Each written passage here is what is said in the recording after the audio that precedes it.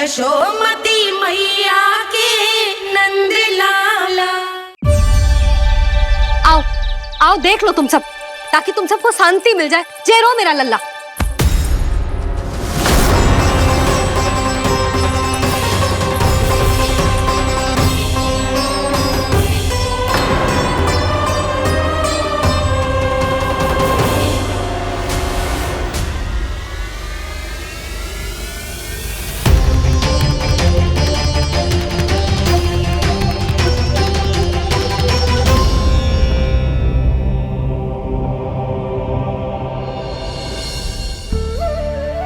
अब सब बाहर क्यों खड़ी हो? आओ आओ भीतर आओ, देख लो अभी तक सो रहा है मेरा लल्ला।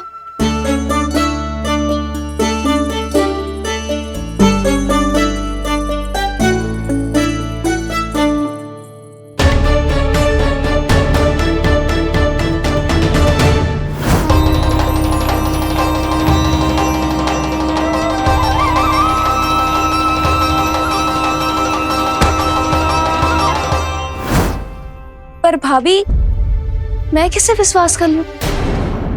मेरे लिए सत्य तो यही है कि कान्हा मेरे घर आया था, माखन चुरा के खाया भी था इसने। जो भी है, कान्हा तो ना हो सकता। जानकी तुझे अब भी संदेह है?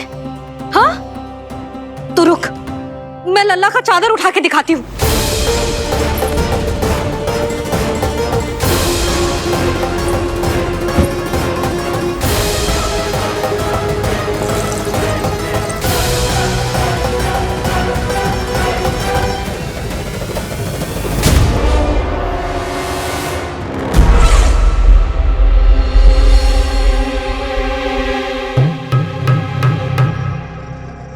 महाराज, आपकी मुस्कुराहट बता रही है कि जिस लोबासुर के बारे में आपने हमें बताया था उसे गोकुल भेज चुके आप।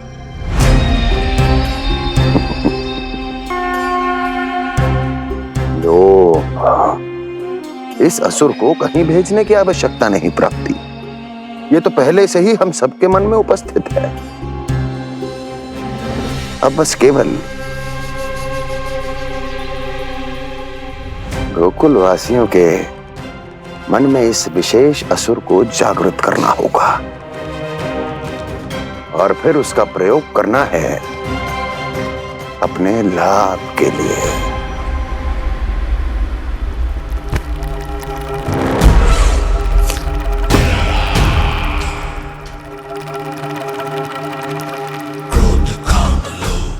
आनंद ही आनंद। गोकुल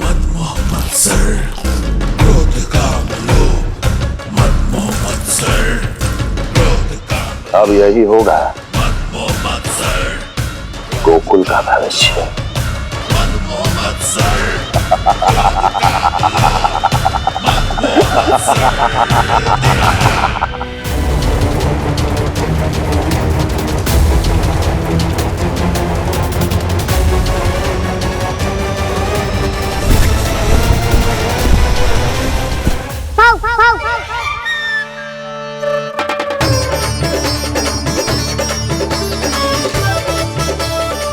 किसी को संदेह हो उससे पहले मुझे नींद भी होने का स्नान करना पड़ेगा।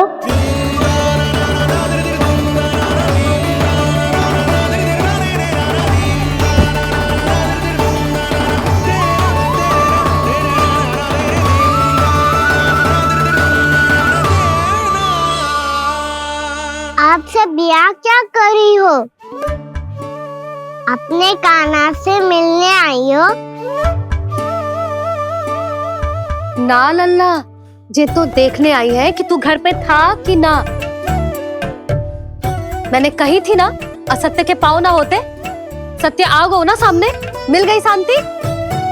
पर भाभी, अगर कान्हा यहाँ है तो फिर मेरे घर पे कौन आया था?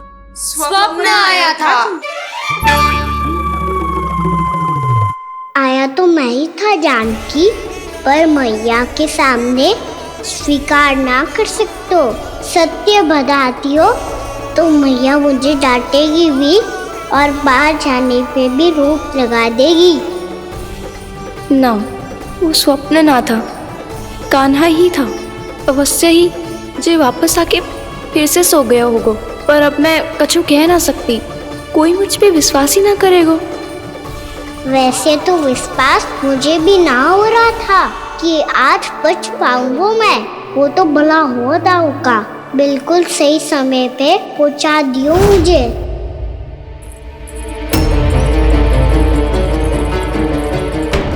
दाऊ सहायता करो ना।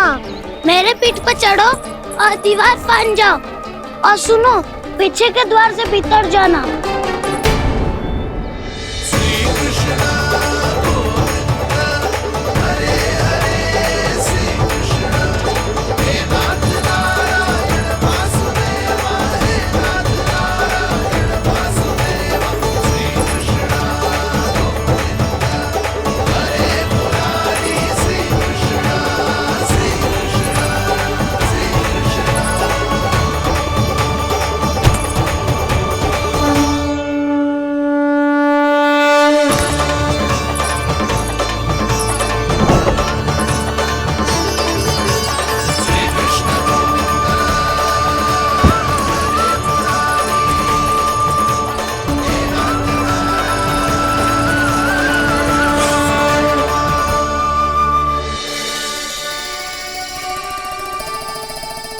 तुम सबको अभी भी कोई संदेह हो तो बता दो।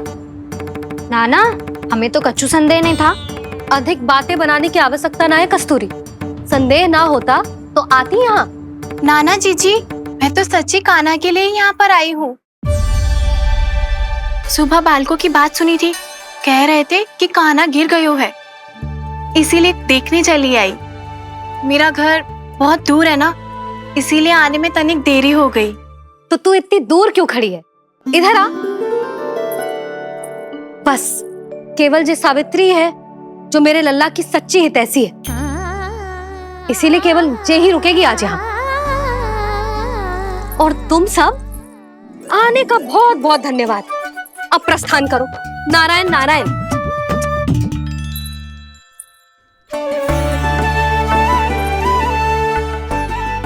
क्या हुआ है आज?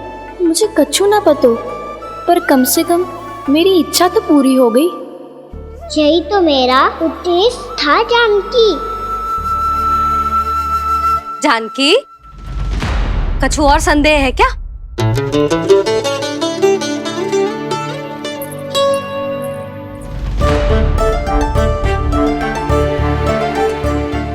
जी माखन, कहीं जानकी सच तो ना कह रही?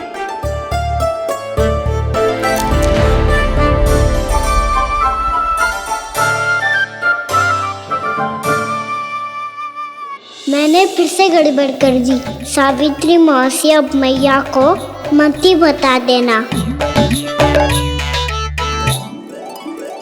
यदि सच में कान्हा ने जानकी के घर माखन खायो है, तब तो बहुत सौभाग्यशाली है वो। चाहो तो ये सौभाग्य आपको भी मिल सकता है मौसी। जानकी के स्थान पर यदि कान्हा ने मेरे हाथ का माखन खायो हो तो मैं किसी को कुछ ना बताती, बल्कि प्रसन्नता से खिलखिल जाती। तो फिर अगला घर आपका।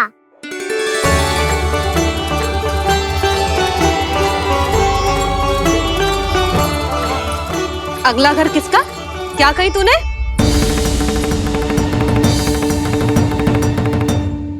वो मैया, वो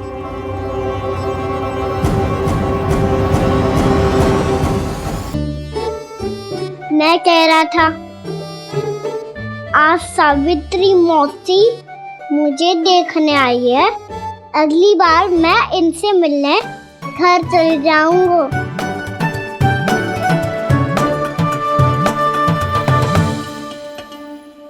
इतनी प्रसन्नता की बात तो और कोई हो ही नहीं सकती।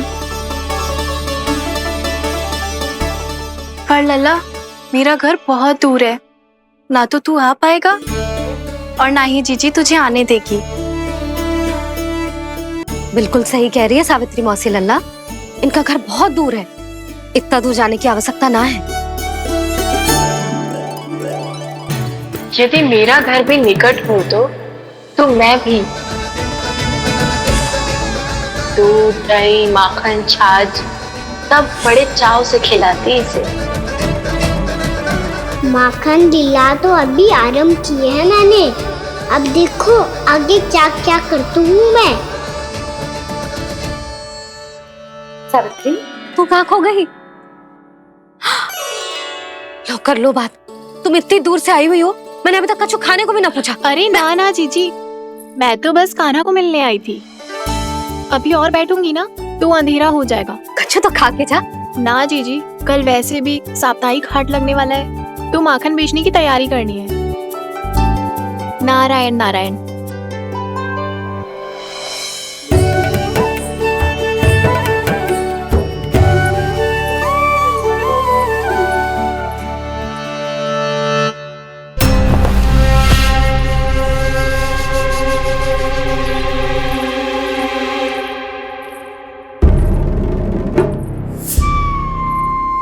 लगता है आप जिस बीज की बात कर रहे थे महाराज, उसे बो चुके हैं आप।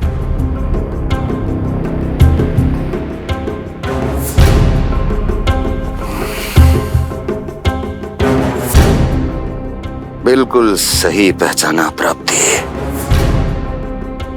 इस समय मेरा बोया लोभ का बीज गोकुल वासियों के मन की भूमि पर महत्वाकांक्षाओं का पोषण पा रहा है। अब तो केवल सुबह तक की प्रतीक्षा है। सूर्य उगते ही गोकुल में लगेगा हाट और पनपेगा लोभासुर।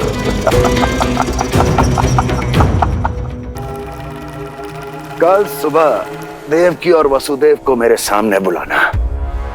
बहुत दिनों तक शांति से जी लिए वो दोनों, अब उनकी शांति का होगा नाश और मुझे मिलेगा आनंद, परम आनंद।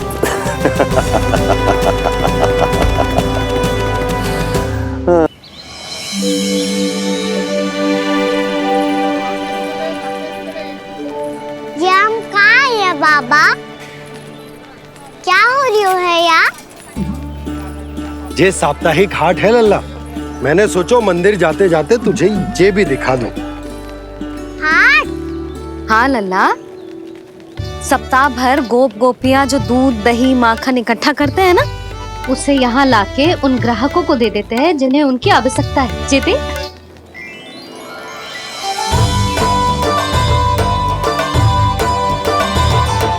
तो क्या कोई भी यहाँ आके माखन ले सकता है? हाँ लल्ला, कोई भी ले सकते हो, पर उचित मूल्य चुकाकर। कभी कोई व्यक्ति सिक्के देतो है तो कभी कभी कोई दूसरी वस्तु देतो है और कभी कभी तो विक्रेता की सेवा करके अपना मूल्य चुकातो है।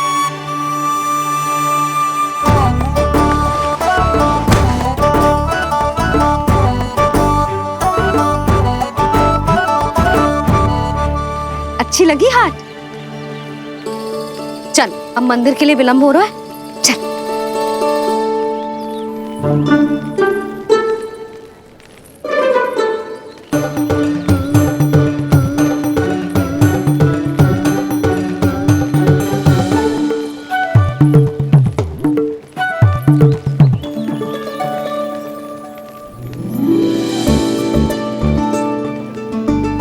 ना ना ना ना,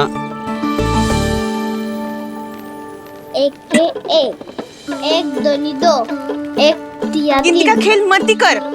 पतो है सुबह से एक भी ना बिको है।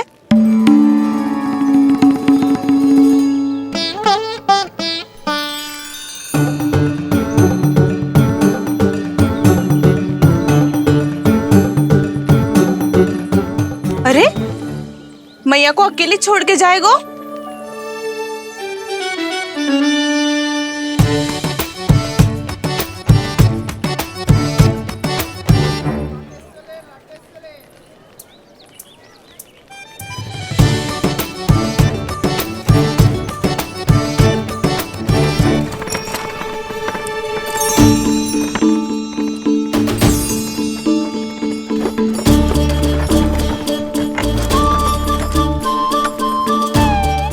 बहुत सजा धजा सकट है जे।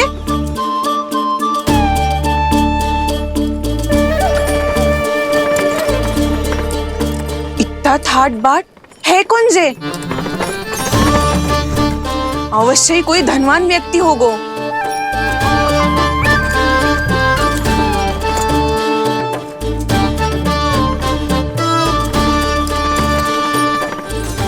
आज तो अवश्य गोकुल का भाग चमकने वाला है।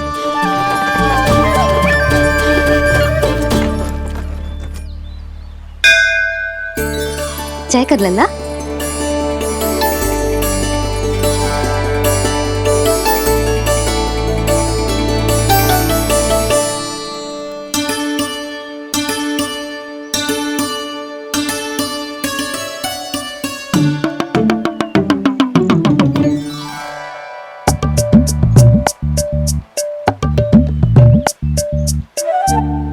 मैया इतने सारे लड्डू।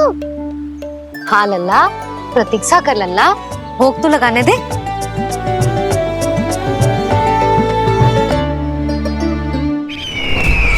आओ बहन आओ, स्वागत है।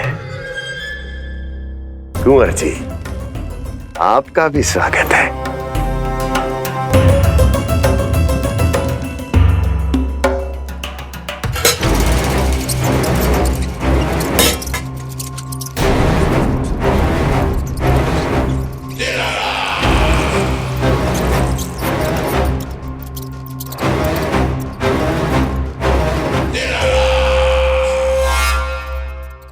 जानते हो, जब चूहा भूखा होता है कभी शांत नहीं बैठ सकता। धमा चौकड़ी, उधम, अस्थिरता उसका स्वभाव बन जाता है। ऐसी ही अस्थिरता इस समय गोकुल में भी फैली होगी।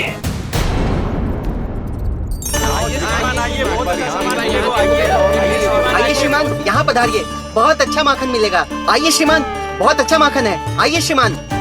आइए श्रीमान, आइए, बहुत अच्छा सामान मिलेगा। श्रीमान आइए, आइए श्रीमान, आइए, बहुत अच्छा सामान मिलेगा। एक बार यहाँ देखोगे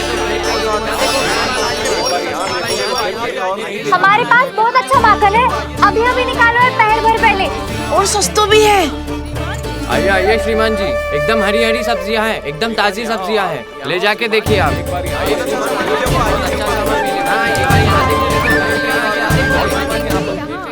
वसंता, तू भी कछु बोल। मैं क्या बोलूं मैया? अच्छा माखन तो पूरे गोकुल में मिलेगा, पर सबसे अच्छा माखन केवल मेरे पास मिलेगा।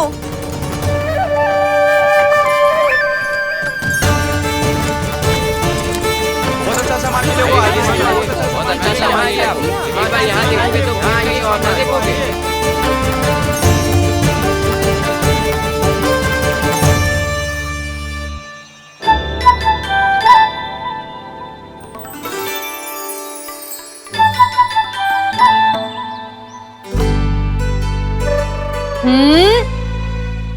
लोभ अच्छी बात ना है लल्ला।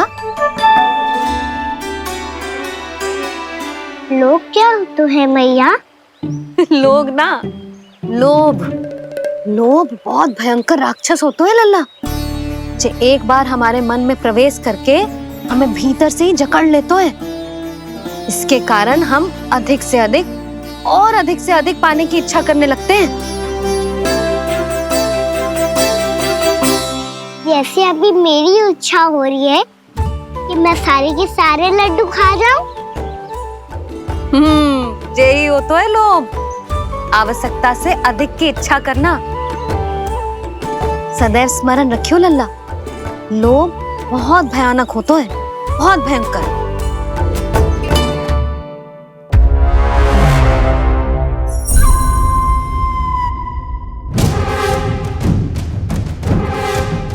जानते हैं, जिसमें तनिक भी लोभ हो वो सबसे आसानी से और सबसे पहले जाल में फंस जाता है।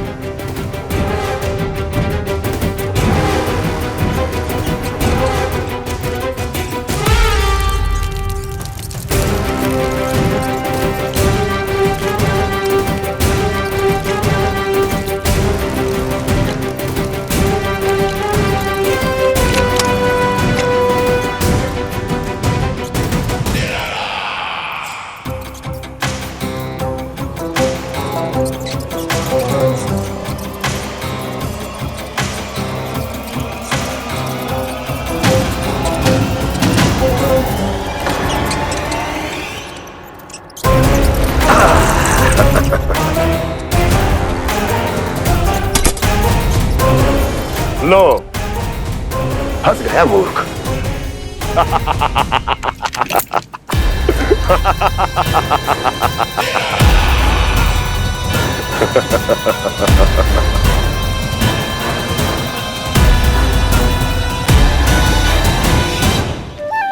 सब झटक लूंगा। कोई ऐसा ही तो चाहिए था मुझे जिसमें लोभ हो।